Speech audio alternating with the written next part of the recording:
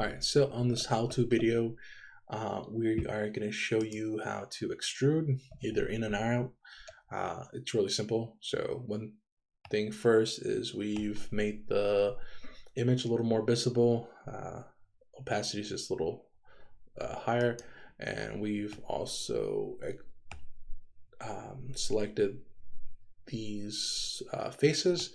So like if we go to the front, to the side view, we can see like that these are in parallel with the picture's faces right here. And what we want is to have those go up.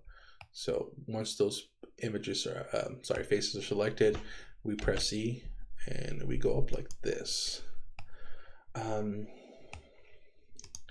Let's see, then we select that. All right. If like, let's say we want to extrude back, we would just literally just push back, but we're not going to do that for this. From our image, you can see that like this is raised up, but this is kind of going up a bit, like in an angle. So what we can do is go to the edges, and select these right here.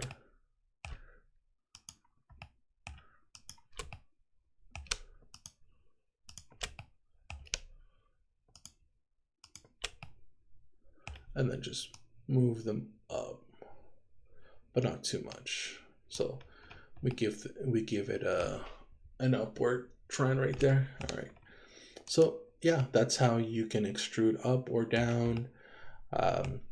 You can also extrude edges. So like select it, and then you literally just create kind of a face there. And you can even do that with vertices as well. Hopefully that helps. It's pretty fast. Before we move on, let's make some circular cuts right here, just to show you later how to do something else. Right, so one cut.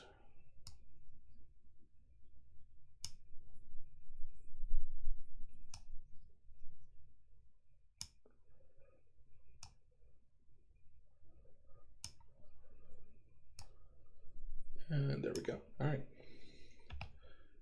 And that's all around. Sweet. All right. That's it.